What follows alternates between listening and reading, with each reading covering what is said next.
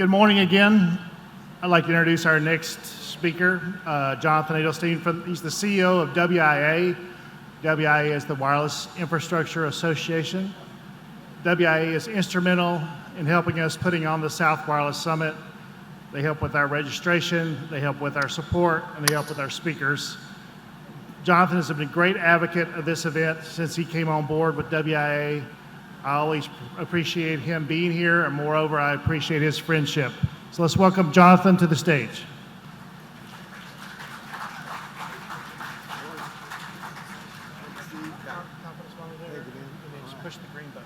Thanks. Thank you, Steve, and good morning, everybody. Good to see you. We made it out in the steam and woo-hoo, yeah. South Wireless Summit. Steve has done such a great job. I remember down in Tunica, the little casino, you know, we have really 1,200 people, industries together. Isn't it great to be back together again with friends? So nice. So nice to see all of you and actually no masks on, you know, not just the little eyes peeping out from underneath there. And, you know, the songwriters last night. How about those songwriters? Give it up for the Nashville songwriters. Wow. As a musician myself, you know, my mind was blown by that. You know, the songs they wrote, how they've touched our lives, and to get them all here, you know, at the South Wireless Summit stage was really remarkable. So I was just thrilled to be here to see that. And today I want to talk a little bit about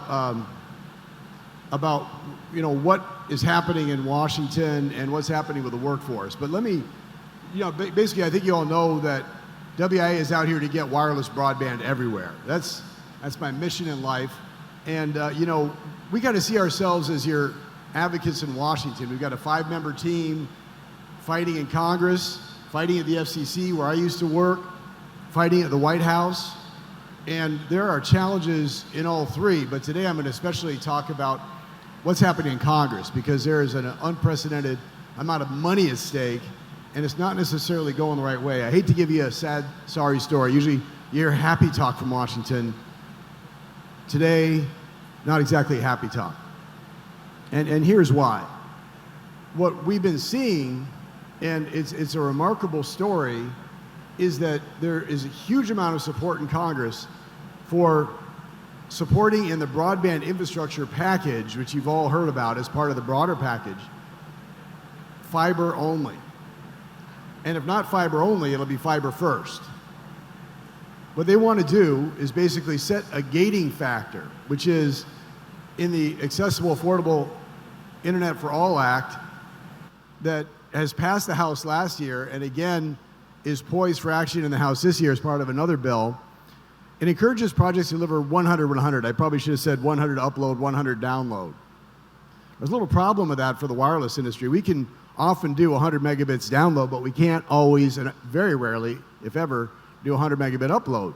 Those of you who are engineers understand, I'm not going to go into the details, but take it, you all know that upload is not what we do, and it's not even what customers want. It's not the way the networks are engineered. It doesn't work for spectral efficiency, but somehow, and it's a long story I get into if you want, but I'm going to try to avoid the sad saga of a small group in Washington that has made it their mission to cover rural America in fiber. And I think they're doing it for the right reasons. It's not an industry versus industry fight. They really believe that fiber is the best solution. We all know better. We know that fiber is an excellent solution, but that there are other solutions as well. So the watchwords that they have, and they've been pounding these in very successfully for quite a bit of time. I mean, they've been working on this for years, is that we need the network to be future-proof. And symmetrical speed is sort of their sort of buzzword for fiber only. You know, future-proof is not about actually making sure it works well into the future. It's about making sure it's only fiber, because fiber, they say, is the most upgradable. It, you know, has the least need to fix itself. Like in 10 years, maybe we have to take 5G to 6G. But since when have you ever heard about Washington politicians worried about what happens in 10 years? But this is what they're talking about. And, you know, when it comes down to it, very few people use 100 megabit upload or symmetrical speeds. I mean, the entire networks are engineered for download because that's what people do. And you don't need 100 megabit upload for almost any current application. Now, their response is, well, someday you will. Well, we'll get into that in a minute, but the fact is that wireless delivers a lot of benefits that they don't have. But I remember just in the last administration, you probably all heard how many people talked excitedly about 5G, and we were sort of the darling of Washington. And one of the things that really surprised me about this administration, given their sort of economic sophistication, was that they don't talk about 5G. President put out the American Jobs Plan, 25 pages of plans for creating infrastructure, jobs. It didn't mention 5G once. And I asked the White House about that.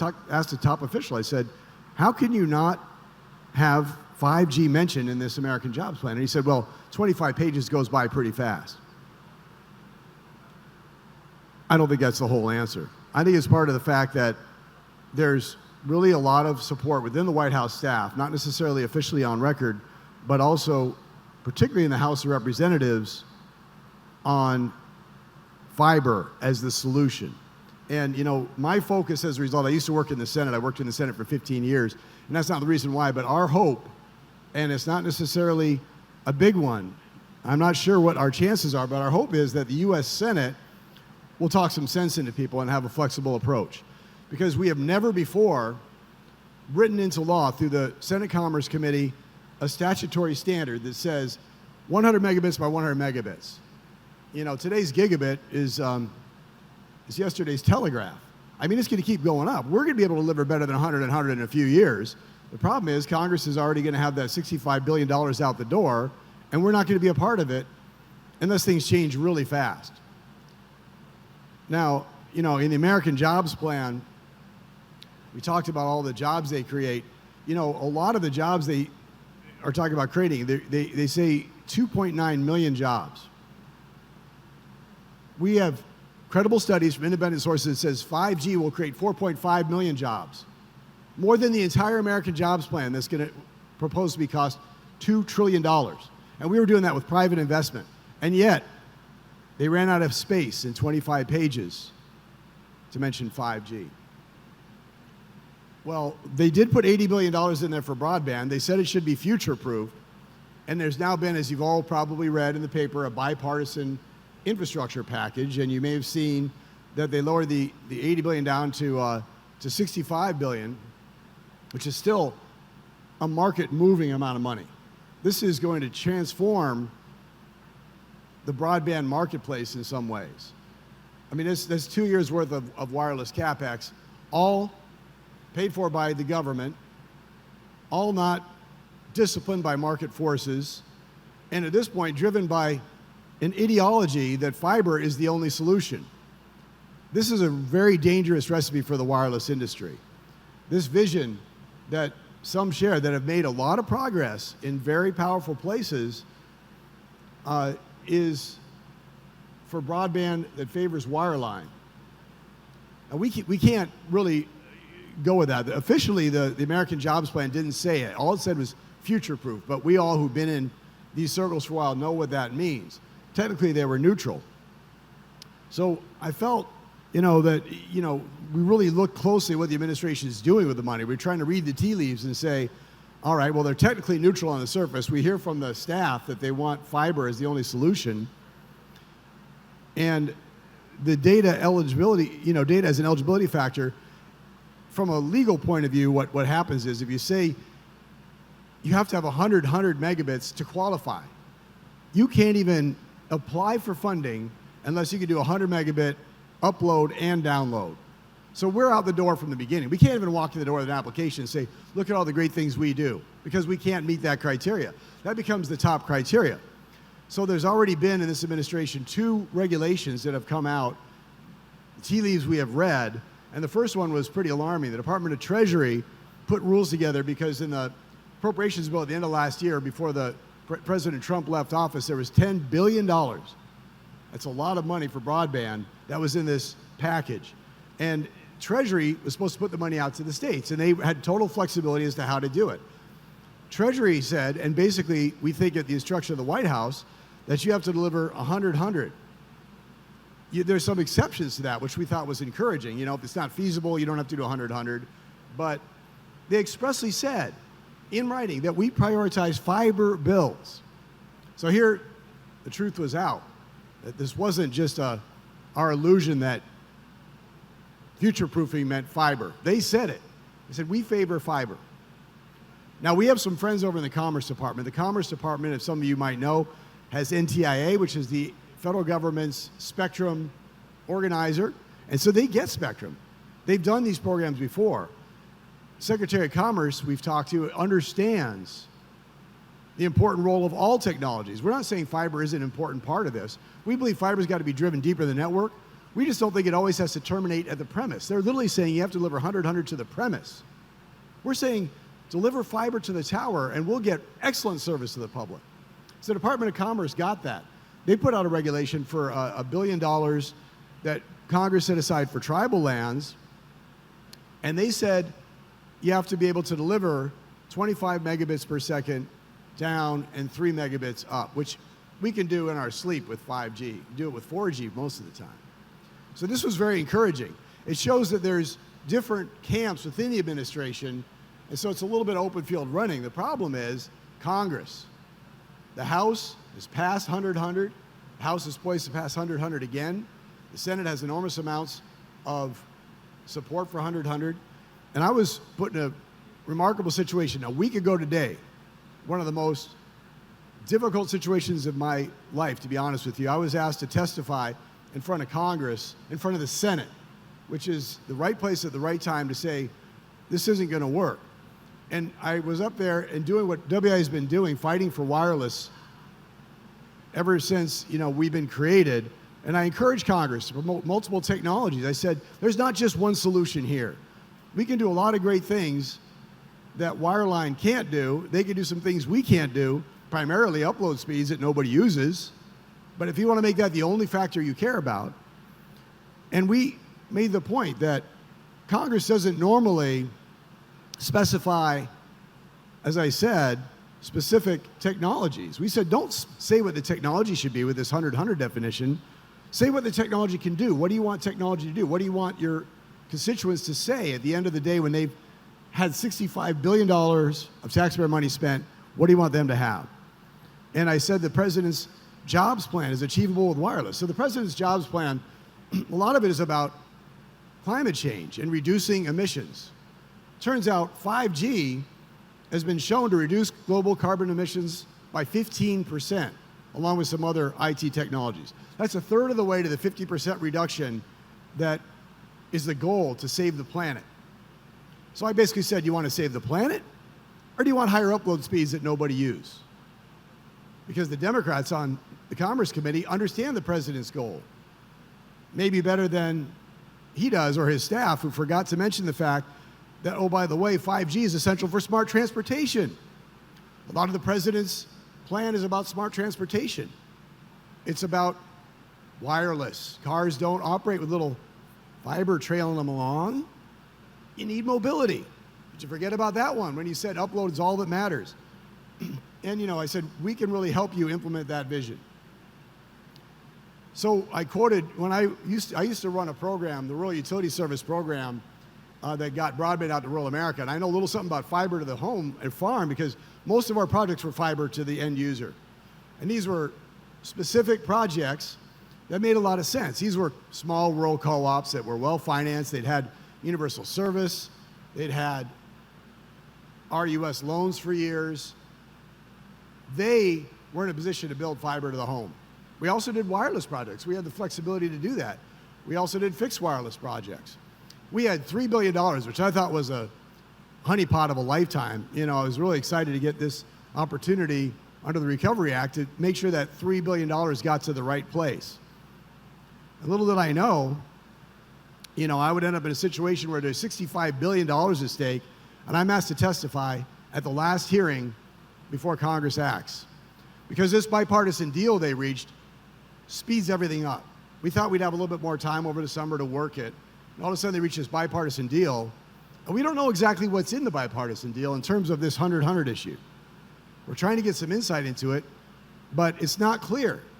It's a little bit open field running, and once again, as we predicted, the action is in the Senate. So what I told the Senate was, we were running the Rural Utility Service program, the money wasn't going out the door fast enough because these are hard projects to do.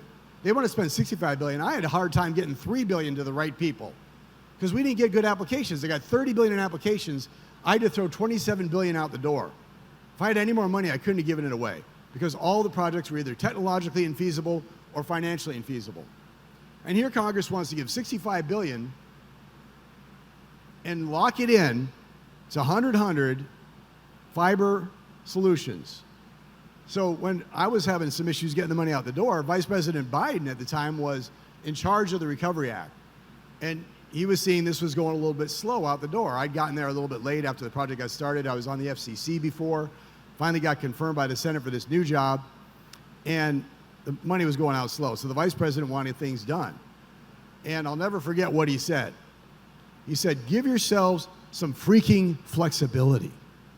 And that's a quote. It's not a PG version. He actually used the word freaking. You know, you kind of can see him saying that. And the reason I never forgot it is I went to my staff, and as we were developing the rules for the next tranche of money, I said, give ourselves some freaking flexibility. Whenever they tried to lock ourselves in, I said, no, let's go for a more flexible approach. So that's what I told Congress. I said, you've got to do that. And I'm kind of preaching to the choir here a bit, but I just want to talk about it. It might be kind of depressing, really, because we're going to talk about all the ways that wireless makes as much sense as fiber and can deliver things that fiber can't do that I tried to explain to the Senate at this last-ditch effort. Little did I know, I kind of suspected it might be the last hearing. They didn't hold one hearing before the $65 billion was being spent, not one in the Senate. This hearing wasn't even about the broadband. There was an effort by the staff to make this about it on the Republican side, and we heard that, in fact, they wanted to focus on resiliency. So I said, okay, you want to talk about resiliency. Let's talk about wireless resiliency. So my testimony there was designed to say, you know, all these technologies have their strengths. Here's what wireless can do. Mobility. You put a line to the farmhouse, you don't get agricultural precision where you have to have the whole field covered. You don't get mobility. You get people in, I come from South Dakota. It's a long way to get from Rapid City to where Todd lives over there in Sioux Falls. And there's not a lot of people in between. You can stop at Wall Drug for ice water, but that's about it. You need mobility. What do you want? You know, fiber, you got to run back to the home. I said it's like the dark ages when you had to go back to your house to take a phone call. I guess I'm belying my age. You know, that's the way it used to be. You wanted to talk to somebody. There was no cell phones. You had to be home. And now they're saying it's the same thing for broadband. Let's go back to the days when you have to run home if you want to get a connection because there's no mobility. Speed of deployment. Who do you think can build faster? A fiber to the premise project or one of you guys building a wireless project? Wireless will beat them every day. Get fiber to the tower. We'll get it out to the people faster. It could be 10 years. It could be 20 years, literally, before fiber gets out to every rural stretch of America. And I said, I didn't say this, but I kind of hinted, hey, you're politicians. You want to wait 10 years? You think it makes sense when you're up for re-election and everybody says, where's all that broadband you promised me? And they're still trying to get permits to cross some federal land, or they can't find crews to build, you know, a ditch out in rural areas or to put up new poles where there aren't any. Get fiber to the home. It's a 20,000-foot run. Are you kidding me? Put a tower up and we'll get it out there. We'll get broadband people need now. You want broadband now, we'll get it to them. Cost efficiency. We all know what's cheaper. 1/10 of the cost to deliver wireless. Public safety. We just heard from Ed Parkinson. I said the same thing. We had a fire chief, Jeff Johnson, next to me at the hearing. I said, he's gone out into these dangerous fires in Oregon. I said, you don't, again, see fiber trail in his fire truck. Everything Ed Parkinson talked about, everything public safety uses practically is wireless. It's mobile. They're out there putting their lives on the line, and you're saying we're not going to do anything to get mobility out to public safety? Targeting unserved areas. Let's really focus where the unserved are. They're the hardest to reach. That's where wireless works best. There's a reason nobody's gone there. These are hard to serve areas. They're expensive. Affordability. 1 in 5 people in this country have dropped their home broadband, and they're using their smartphone for their broadband. So what happens if you put only a wireline connection for those people? A lot of them low income, a lot of them in rural America. They have to buy a new fiber connection. You're trying to make things more affordable by making 1 in 5 people buy something they said they don't need, they don't want, and they're not paying for now. That's not what I consider affordability. Resiliency. The hearing was about resiliency. What do people rely on when the hurricane wipes out the landline infrastructure? What happens when fires burn it out? What happens when there's an ice storm and the fiber gets cut all over the place? For months, power goes out, and people don't have any power in their home, so their NID, their network interface device, goes out in the house. They rely on their cell phone. Charge it in the car. What do we have to do? We got to the same problems that the wireline network has. We've got to get backhaul to that tower. That's the biggest problem. And what's backhaul? The reason it keeps going down is because it's the same stuff they want to put every dime in. They want to put it on aerial fiber. Well, what we could do is we could do a microwave backhaul. We could do satellite for emergencies. We can put in a quicker, we'll get a fiber line to that tower quicker than you'll get it to every home by maybe 5 or 10 years. So we'll get that tower up. Power, we just have to power the site. A lot of them have generators. If they don't, we can get a generator in. Ed knows this. What's more resilient? What do people rely on? We all know the answer to that question. So do you want upload speeds nobody uses, or do you want resiliency that this hearing is about? Download and upload speeds are important. Make them a factor. Weight them, but don't make them a gating factor. Don't say if you don't meet this one goal, and we all love more upload speeds. Who wouldn't want more upload speed? That's a good goal. But is it the only goal? Is it a goal that just wipes out everything else? Mobility, speed of deployment, cost efficiency, public safety, affordability, saving the planet from global warming. Something that the Democrats on that committee are fundamentally fighting for, and the president is fighting for. And right now you're seeing in Congress these battles. There's not enough money for climate change. This bipartisan deal doesn't have enough. I said you've got $65 billion here. You've got to use every dime for your goals of battling climate change. And Senator Ed Markey was with me on that one. He's somebody who cares a lot about this, but normally he might be with the fiber crew. He was with us and said, love it. So, that's the case we made. But, are we going to win? I'm not sure if we're going to win. I mean, it's sort of a hard to predict. Usually I'm pretty good at trying to predict what's going to happen to Washington. This one is pretty opaque. There's a handful of people in the back room, and we're trying to get to them. And some of the biggest ISPs in the country are trying to get to them. The biggest members of WIA, like AT&T, T-Mobile, and Verizon are trying. The cable folks are trying because they don't want to be overbuilt with fiber. But what happens to fixed wireless would be, I call it underbuilding. My concern is fixed wireless gets underbuilt. You've all worked on fixed wireless projects, and you're seeing the amount of investment that's going into those. If fixed wireless, imagine, is cut out, and we're just going to underbuild them with fiber to the premise, that business is going to dissipate. Current investments will be stranded. Future investments will be reduced. Not good for our business, not good for America when you have private investment ready to go out there. And if you want to put public investment to extend the reach, let fixed wireless be an option, is all we're saying. Just let us compete. Let us compete fair and square with others. We'll apply. And by the way, maybe you should put all these factors on your list of things you care about, because Congress has said they care about each and every one of these things. And don't just put upload speed as the only thing that matters, because that's not the only thing that matters to you. So that's where that's at. I sorry to be a little depressing. I know it's why. I hope you had your coffee. And thanks, Dork. He's not depressed. We're going to win, right? We're trying. I was fighting for you up there on the Hill. And we're fighting for you in workforce education as well. I want to thank Todd and Nate. Todd did a great job yesterday of explaining the commitment that Nate's making. We've been working at WIA on this since 2015.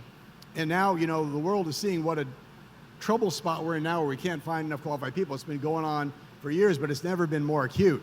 I was really happy to hear from Todd the progress that the NWSA has made on getting certifications done. That's well overdue. We have a group called the Telecommunications Education Center, Dr. Rick and Thacker, who's here today, over here. Say hi to him. He's our new CTO, by the way, and he teaches a hell of a course. I actually sat in and audited his course yesterday. A lot of our companies are taking this course, and they put everybody through our tech courses because a lot of times people get in this industry and they never got the 101.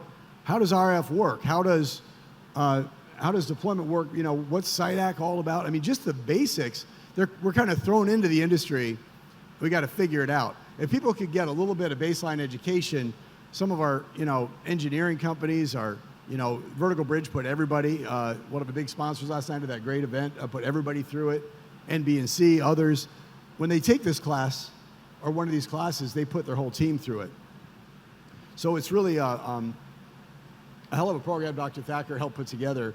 And yesterday was remarkable. We combined, you know, CBRS. We're doing a certification program in CBRS that Federated developed.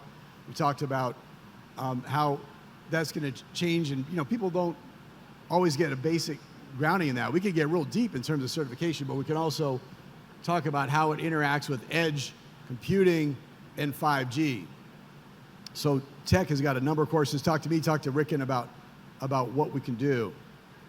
Another great program we have, which we're really excited about, that complements all the work that others in the industry are doing, is our Telecommunications Industry Registered Apprenticeship Program. We have 3 members of our board here. Stephanie Brewer is our chairman. I don't know if she's here this morning. We've got our vice chairman, Brad Bauman, and we have Heather Gaslin from T-Mobile, are all on the board and all here at South Wireless Summit. We have got now 53 employers signed up to do apprenticeships. We've got over 2,000 apprentices. We've got the Department of Labor supporting what we're doing. We're pioneering what we call the multi-employer model. Instead of having to do your own apprenticeship at your own company, you gather together with dozens of others that have found it really valuable to both recruit new people, because when you're trying to recruit people and you tell folks, hey, we've got an apprenticeship program, so when you get in here, you're going to have the ability to move your career up the ladder, people are more likely to sign up. And they're more likely to stay. In terms of retention, you see people leaving for another $1 an hour, but if they've got an apprenticeship program and they see a path to a higher place in their career ladder, we found that retention is dramatically increased. So TIRAP is hopefully gonna complement everything else that we're doing, help people, you know, get their NWSA certification, help people to really stay in our industry, to get into it in the first place. We're really excited about the progress we're making. We got a long way to go. So again, talk to me or Ricken about that if you're interested, and we'll fill you in on what the opportunities are. And thank you all, many of the companies that are here that have joined in on TIRAP and are really making a difference in the workforce, because we've never seen it like this. I mean, it's been bad, but this is horrendous. I mean, and it's not just us. Problem is the labor market. I didn't really dream of this when the pandemic began. I thought I knew a little something about macroeconomics, but I didn't think that collapse of the economy overnight would result in a super tight labor market in a year out. I just didn't see this one coming. And there's all kinds of reasons for it, and it's not just us. So now we're not only having our own problems with nobody skilled, people haven't been trained, we're competing with everybody else for it. Now we've got more to offer. I think we pay better, we have more opportunities for career advancement, but we've got to prove that to people coming in. We've got to recruit people and get them in. Apprenticeship's the way to do it. Apprenticeship's the way to get them in the door, keep them in the door, and make them more productive workers so that the work's done safely, the work's done better, it's more efficiently, it's a win-win for everybody. So just want to fill you in on that. ConnectX is coming up. This has been an amazing event. So far, we're just getting started. But South Wireless Summit, what a turnout, Steve. What a great bunch of people getting everybody together again. This is the first time a lot of us have seen each other. And now we're getting out on the road. I kind of forgot how to pack. Dusted off an old boarding pass from February 2020 in my briefcase. And we'll be back on the road again. I don't think anybody's sick of seeing each other. We'll be back in October at ConnectX, and we moved to Orlando. We kept moving it back. Stork will be there. We'll be rocking out again. I don't know if we have so many great songwriters, but we do have Lee Bryce coming up from Nashville. Maybe he'll let me sit in, please. We're going to have a hell of a lineup. Everybody's going to be there. I've never seen more momentum for a show, and I can't really take credit for it. It's just because everybody's kind of dying to see each other, and it's kind of going to be our second family reunion. After the South family reunion down here, we're doing the whole United States in Orlando in October, so we're looking forward to seeing you there. Anyway, it's been a pleasure to be here. Thanks for having me, Steve. Thanks, everybody.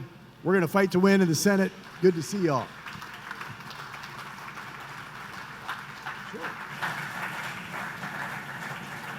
couple questions. Sure, happy to take questions, comments. Oh, Stork's got a question.